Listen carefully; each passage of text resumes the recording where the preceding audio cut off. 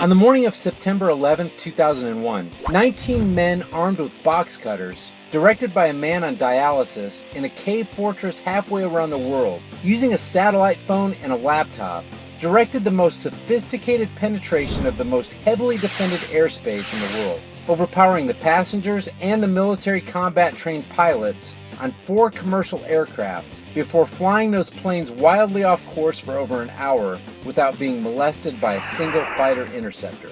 These 19 hijackers, devout religious fundamentalists who like to drink alcohol, snort cocaine, and live with pink-haired strippers, managed to completely destroy 3 steel-framed skyscrapers with 2 planes in New York, while in Washington, a pilot who couldn't handle a single-engine Cessna was able to fly a 757 in an 8,000-foot descending 290-degree corkscrew turn to come exactly level with the ground, and without being so much as photographed by a single camera on one of the most surveilled buildings in the world, hit the Pentagon in the Budget Analyst Office, where DoD staffers were working on the mystery of the $2.3 trillion that Defense Secretary Donald Rumsfeld had announced missing from the Pentagon's coffers in a press conference the day before, on September 10, 2001.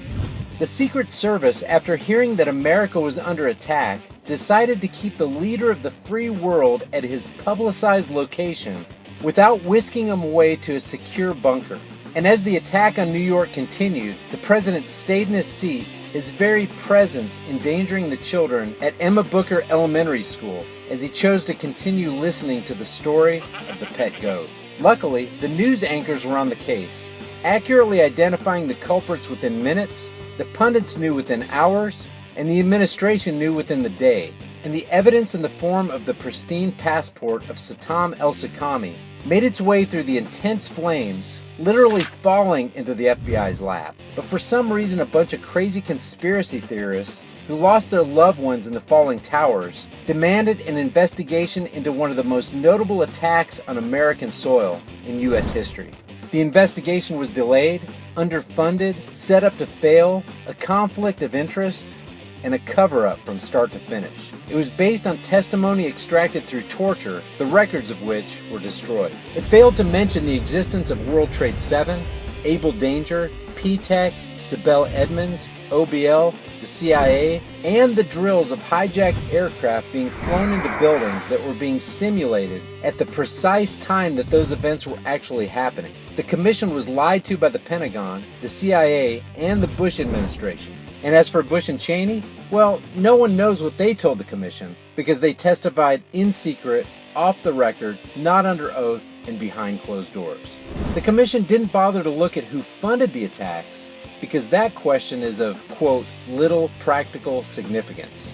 In spite of their efforts, the 9/11 Commission managed to fail to answer most of the victims' family members' questions and pin the blame on all the people responsible, although no one so much as lost their job, determining the attacks were, quote, a failure of imagination.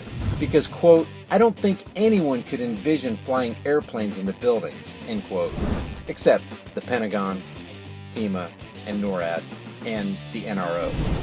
9/11 was a special day where 2 laws of physics were suspended, the law of the conservation of energy, and for every action there's an equal and opposite reaction. And jet fuel and office fires produce temperatures hot enough to melt structural steel, reduce them to puddles of molten metal, completely pulverize concrete, and create fires that lasted for months after the attack. The DIA destroyed 2.5 terabytes of data on Able Danger.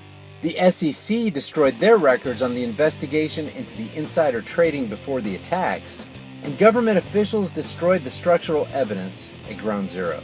NIST has classified the data they used for their computer model of World Trade 7's collapse, stating that knowing how they made their model of that collapse would, quote, jeopardize public safety. The FBI has argued that all material related to their investigation of 9/11, including confiscated video recordings from surrounding businesses, should be kept secret from the public.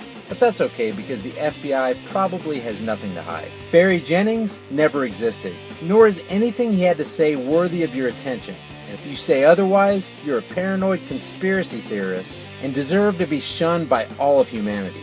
Likewise, J. Michael Springman, Robert Wright, Richard Grove, Sibel Edmonds, and Indira Singh. After the attack, Osama bin Laden lived in a cave fortress in the hills of Afghanistan, but somehow got away. Then he was hiding out in Tora Bora, but somehow got away. Then he lived in Abbottabad for years, taunting the most comprehensive intelligence dragnet, employing the most sophisticated technology in the history of the world for 10 years. Bin Laden released video after video with complete impunity and getting younger and younger as he did so, before finally being found in a daring SEAL team raid, which wasn't recorded on video, in which he didn't resist or use his wife as a human shield, and in which these crack Special Forces operatives panicked and killed this unarmed man, supposedly the best source of intelligence about the most dastardly terrorists on the planet. Then they dumped his body into the ocean before telling anyone about it. Then a couple dozen of that team's members died in a helicopter crash in Afghanistan. This is the story of 9/11, brought to you by the mainstream media and the military-industrial complex. And if you have any questions about this story, you're a paranoid, tinfoil hat-wearing, dog-abusing baby hater who will be reviled by everyone. If you love your country and freedom, you will never ever express doubts about any part of the story to anyone, ever. This official story has been made possible by the friends of the FBI, CIA, NSA, DOD, SEC, MSM, White House, NIST, and the 9/11 Commission. And in the words of Adolf Hitler, how fortunate for the leaders that men do not think. If you enjoyed this video and you think others could benefit by viewing it, click that like button and share it on Facebook, Twitter, and Instagram. If you want to see more videos like this, as well as a mix of other content, give that subscribe button a click. For more information and additional content, let's connect on Facebook at facebook.com/highimpactflix and reach out to me on Twitter at highimpactflix. Until next time, remember, it's easier to deceive the masses than to convince them that they've been deceived.